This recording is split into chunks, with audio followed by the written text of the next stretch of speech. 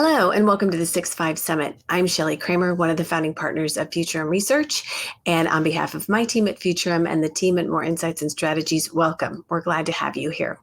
In this spotlight session, Futurum's Daniel Newman and Moor Insights' Patrick Moorhead sit down with Qualcomm President and CEO-elect Cristiano Amon. In this conversation, they discuss the technologies that are likely to converge in our devices in the future, the semiconductor shortage that's on everyone's minds, and Cristiano's vision for the future of Qualcomm. Since Cristiano is set to become the CEO of the company in just a few weeks, this timely conversation is one you won't want to miss.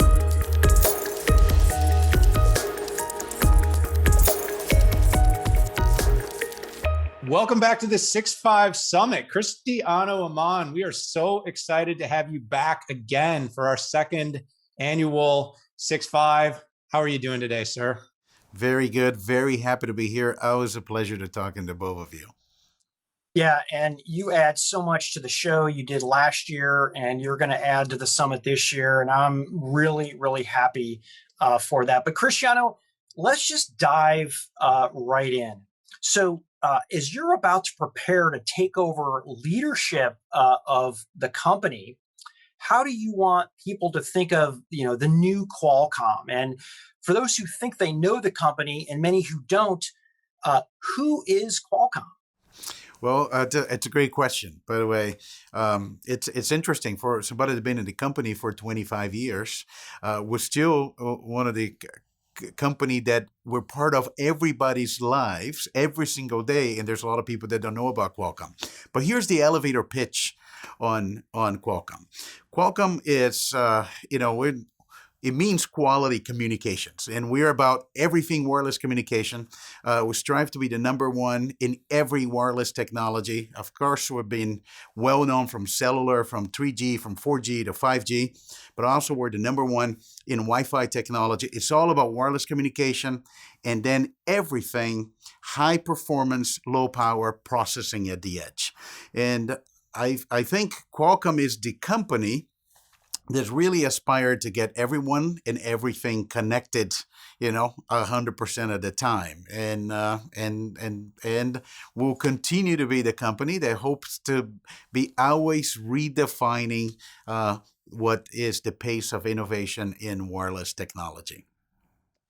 Yeah, and we're so excited to watch you in this new role, taking over. You've had a huge role for a long time, and this is such an important and such a big inflection point. So I'm sure Pat and I will both be watching this very closely, as will so many people out there viewing this event right now.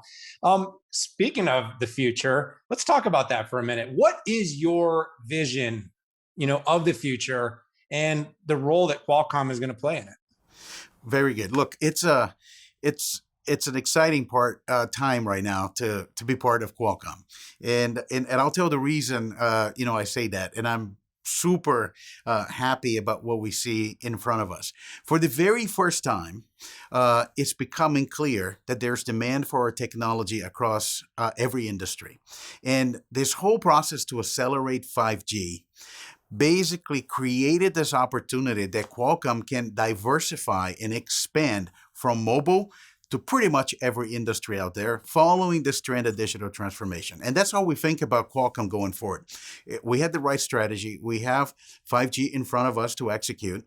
I'm happy to spend a little bit of time in that because our mobile strategy is not what people are thinking right now, but we're executing like there's no tomorrow on 5G. But then what's more important is building on that trend. We see us going to automotive, going to IoT, and the IoT is so broad, we're just scratching the surface of the segment, and it's going to redefine Qualcomm as the company that connects everything to the cloud. And I wanted to, start the conversation, and hopefully our investors understand this. If you buy this growth that you see in the hyperscalers and you look at the valuation of companies like, Microsoft and AWS, is because you expect everything to be hosted in the cloud and more data going to the cloud. So if that is true, you better have a company like Qualcomm on the other side connecting everything to that cloud. And I think that's the role we're going to play. Yeah, and I think there's one thing that we can bank on. It's that everything will need to be connected. And like you said, the whole notion of I'll say there's trillions of devices out there will need to come together in an intelligent fashion. But let's swing back to the mobile industry here, which has really been defined as a convergence of many technologies. And by the way, I loved that graphic that you tweeted out showing all of the different devices that ultimately got sucked into the smartphone. It's super exciting. So, what technologies do you see converging in the future in devices, maybe in ways we hadn't expected before? And finally, what is the impact on businesses globally?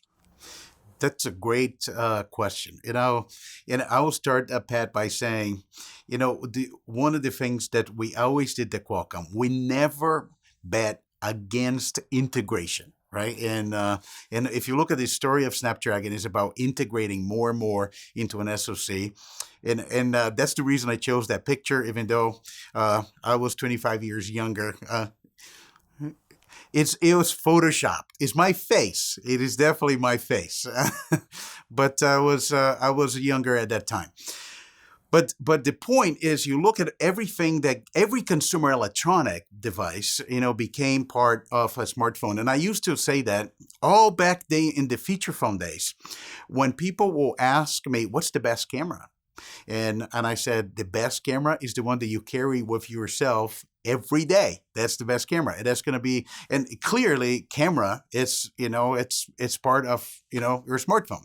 But your question is very interesting. Does the end here, does the smartphone already integrated everything, and what more is coming? And there's a lot more coming. And when we think about 5G, there are a couple of things that is driving more integration of capabilities. One, it's right in front of us right now, which we always believe that a smartphone, which is mankind's largest development platform, is going to integrate the full personal computer. And we're seeing the full convergence now of smartphones and PCs. The recent, I think, announcement of Apple with M1, it kind of validates what Qualcomm has been working for 4 years and to get, Snapdragon into PCs in a partnership with Microsoft.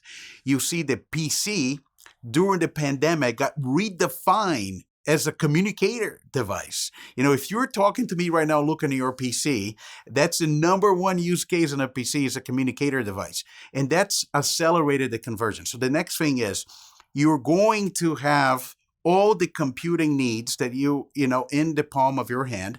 And then that technology is going to jump from a smartphone to power the PCs. But with that, there's something else that comes. And I think it's kind of hard to identify all the use cases, but we know what the potential of the platform is. One of the least understood features of 5G is on-demand computing, because 5G basically it's about connecting everything to the cloud 100% of the time with virtual unlimited bandwidth like wireless fiber. So what happened is the cloud plus your device, could be your PC, for example, or it could be your smartphone, they become part of the same computer. So you can run workloads that you will need, for example, a workstation, if you're doing computer-aided design, for example, on your laptop. But you're going to do it in the cloud, and you don't even know you're doing it in the cloud. So what's going to happen is every time you need computing power, you're just going to tap into the cloud, and you're going to have the ability to have on-demand computing power. That's going to bring so many different use cases to laptops and to phones that we haven't seen before. So the way to think about it, a single laptop with ultra mobility, long battery life, you'll be able to do anything. It doesn't matter what is the processing power that you have on your device once it's 5G connected. And I think that is going to bring so many new capabilities that are going to get integrated into those devices. Sorry for the long answer, but I'm very passionate about that. No, absolutely. There's a ton of ground that you covered there. And I love the idea of that seamless experience from device size and profile. And we're starting to see that. This last year really gave a lot of us a lesson in just how essential that connectivity is. And from device to device, supercomputers on our desks, supercomputers in our pockets, more or less. we are doing everything on every device, and from tablet to full PC and desktop all the way down to our smartphone. We want that sort of ubiquitous experience. And you guys are definitely working hard at that. That's something we're tracking very closely. I know, Pat, you and I talk about this all the time. Another side of your business that we've had a lot of opportunity to talk about has been, your enviable technology assets. They map across mobile, and your licensing business sometimes is one of the less understood, but is something that I think is very important. And I know I'm already hearing you talk more to this. Talk about how this whole technology business and this whole licensing business and the whole demand that's being built around this. Yes. So I think the license is probably, it has been one of the most misunderstood elements of the Qualcomm business model, but has been the biggest enabler of scale for the cellular industry. Because see, the thing, people often forget when wireless happened before Qualcomm, you only have vertical players and platforms which own everything, and they had the technology and they produce the solution, and it was closed systems. And Qualcomm licensing model basically enable everybody to have access to the technology and innovate. And that's what I think set Qualcomm apart from any other company. I like to point that, for example, and I'm not sure both of you were there with me following step by step when we took the challenge to accelerate 5G by 1 full year. That's the difference between the Qualcomm model and other companies' model. It's not about one company does everything. The Qualcomm is about, can we bring an entire ecosystem together? And that Qualcomm model is what made possible when we said, let's accelerate 5G by 1 full year. All of a sudden, everybody in the industry, and 40 people, some of the largest companies in the world joined and said, let's go make it happen. And I think that's about having technology that is invented, send it to standards, licensed broadly, and then you build a horizontal platform that everyone can innovate. And that is what we're taking from mobile to all of those different industries as we expand and diversify the company. Yeah, one of the most underappreciated elements of what you do is essentially Qualcomm is orchestrating with handset players, with equipment makers, to make all of this, and carriers to make this all work. And there's a tremendous amount of value in that. And the other thing, and I always like to say this, and we brought this up, we did an interview with John Hahn. We talked about the difference between research and development and the billions of dollars that Qualcomm is investing in. Very risky research makes the world go around. Let me shift some gears on you here. So you're about to become the CEO of a leading U.S. fabless semi-design company. We're in the middle of a supply shortage. And I'm curious, what are your thoughts on the global semiconductor supply chain and the U.S. government's priority to scale manufacturing capacity on U.S. soil? This is a great topic of conversation. And I will start talking about the current, environment. It's really incredible. I think this is not a small, supply chain crisis in semiconductor.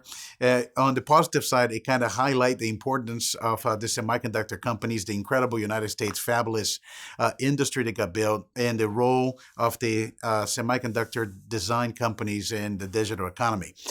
Everything is short. I actually tell people that if you're in the semiconductor business right now and you say, "Oh no, I'm fine, I have supply," you should be very worried. You may have a demand problem because everything in Qualcomm is short. But we're happy. We're going to climb, outside of this. We're able to generate growth even in the middle of this, and we're going to see this getting better at the end of the year. But you bring a very important question, which is about semiconductor manufacturing, and I think that's a great initiative. Look, it's so important for our digital economy. This is going to change every single industry with connectivity and cloud computing, artificial intelligence. And it's no different in terms of critical infrastructure than having a power grid and railroads and ports and roads. It's going to be your ability to support your digital economy. And semiconductor manufacturing come in the very center. Companies like Intel for example, announcing they're going to be a foundry, it's great news. Like, we're super happy and interested in collaborating with them. We want to see more companies investing in leading technology and also doing onshore. That, helps for a lot, not only our business, but it's good to have a diversify, manufacturing source. And one thing that people don't know about it, a big portion of our chips are actually made in the United States, are actually produced in Austin. And I think that's diverse on foundries, diverse on location. It's really important and creates, a very competitive and healthy business environment for everybody. Yeah, absolutely. And that's really, that's a big part of the discussion, by the way, of everything that's going on in the world right now is, bringing back, are we going to take more manufacturing back here? And of course, I think a lot of the world doesn't realize companies like Qualcomm are doing a lot of manufacturing here. So it's great for everyone out there that's paying attention, listening now, just to hear this and hear it coming from you. You'll continue to be part of the solution too, and driving these conversations and what is next? How do we solve this? And I'm thrilled to just continue to hear your voice as part of this, this solution. Because wow, it's funny, Cristiano. I said the amount of attention given to this situation 5 years ago, you'd bring up chips at dinner table. No one would even know what we're talking about. Now, everybody, you can go in anywhere and talk about chips, and people are like, oh yeah, we got the shortage. I can't get my car. I can't get my Xbox. I can't get right. And it brought a ton of attention to this industry. Chips are important. So with that in mind, you've been there a little while, you'd say, right? What did we Qualcomm? If you had to name one thing that you are most proud of during your entire tenure at the company, what would it be and why? Well, if I have to say one thing, it's definitely the effort we put together with all of our partners to accelerate 5G. It wasn't a small thing, and I'll tell the reason I'm very proud of this, and I know both of you have been in many events and many meetings and went through the journey. The company has been through a lot, and Steve and I dealt with a lot of things. I think Steve had to steer the company as we went to some of all the big challenges the corporation face once in their lifetime. We just got all of them all at once, and in the middle of all of this, we have an incredible team that just focus on innovating and accelerating technology while all this stuff happening. And what we did is we thought about how can we accelerate a fundamental technology like 5G and get that done 1 year ahead of schedule. And I embark, first I had this idea with a few folks at Qualcomm, and started with 5 companies, and we then added another 40, and then we went on this journey, and we achieved something incredible. Before the networks were even launched, you have commercial devices in the shelf with technologies everybody said it will not work, like a millimeter wave, and it wasn't done before. And people say, what about modules for industrial? We have modules. We have devices for fixed wireless. We have everything ready to go. And now, when we see the results compared to every other transition, 3G or even 4G, when you think about years from launch to where we are, 5G is tracking 2 years faster than what we saw happen with the 4G or even 3G. So I think we all should be very proud of this for this industry. And, if there's one thing to single out, I'm definitely going to pick that. Yeah, Cristiano, I was at that Mobile World Congress, live Mobile World Congress. I was at the kind of a front row when all the leaders in the industry got on stage to officially kick it off. And it was impressive. And I'll admit, when I was getting pre-briefed by Qualcomm, I thought it was going to be we're going to delay 5G, and it's like, no, we're going to pull 5G in a year.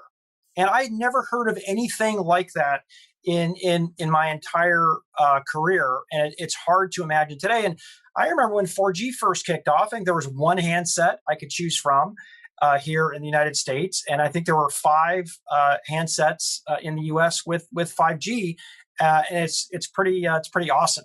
So let's shift to the future here. Obviously, Daniel and I have seen what you've done with 5G, particularly on the smartphone. And by the way, we've also seen what you're doing in automotive. What is going to be the next big surprise from Qualcomm? And if you want to break it at the 6.5 Summit, please do that. Look, because when we look of this whole trend of being part of the digital transformation of many companies, connecting everything to the cloud, I think there's going to be a lot of stuff happening with Qualcomm, especially in what we call the IoT segment. Not all IoT are created equal, but we think about having high performance connectivity and processing, at the edge, connecting to the cloud. And we're seeing that happening at a very fast pace in a number of different industries. But of course, if you want to think about something which is going to be very unique and is going to be like a revolution, I probably have to go back to the devices, because that's kind of where we live. And what I'm going to tell you is we have invested very early in VR. And despite skepticism, nobody wanted to talk to us about it. They said, yeah, those are like peanuts. Right now, VR is not. We're now seeing multiple millions of units. It's already material. If you look at Facebook, Oculus Quest 2, incredible success. And that's VR. But the next thing that is coming is AR. And the way we think about AR is going to solve the next frontier, which is the limitation of the screen size of your smartphone. The smartphone is way more capable than what you can pack in that screen. But once you put that into a glass like this, then all of a sudden the possibilities are endless. And eventually, the AR could become a standalone device. But we are just at the beginning of the AR, getting a scale, and it's going to dwarf the scale of VR, because AR in glasses is something that a lot of humans are going to use it. So there's a lot of breakthrough technology we're working in AR. There's a lot of Qualcomm size problems to solve. You get to 1 watt of power consumption. You have to have a lot of processing power connectivity, but we already see the light at the end of the tunnel. So stay tuned. I think we're going to have a big AR revolution coming up. I'm super excited to hear more about that, Cristiano. It's such a big transition. We've been waiting for it. We love all of what you guys have been doing. Look, it's been a really great road for 5G. You guys are ahead of the curve. You talked a lot about that. And it's a really exciting time to be in technology as a whole. I mean, that's why this summit is so big. It went from 1 day to 5 days, 50 plus sessions, and so many great minds are here to talk about where this is all going. And we're really excited. And Pat, I don't want to speak for you, but I think you would agree with me. We are really excited to see where you take this company when you take the CEO role on July 1st. And we're watching closely, and we're going to be checking back in with you. But for this particular segment, Cristiano, it's been great having you. We're super thrilled, and you're always welcome on the 6.5 and the 6.5 Summit. Thank you so much. Great pleasure for me to be here. For everybody out there, stay with the event, stick with all the keynotes and all the sessions we have for the rest of the day. We have so much for you to tune into and learn from. More sessions from more great leaders like Mr. Cristiano Amon. For now, we got to say goodbye. Stay with us for the rest of the week.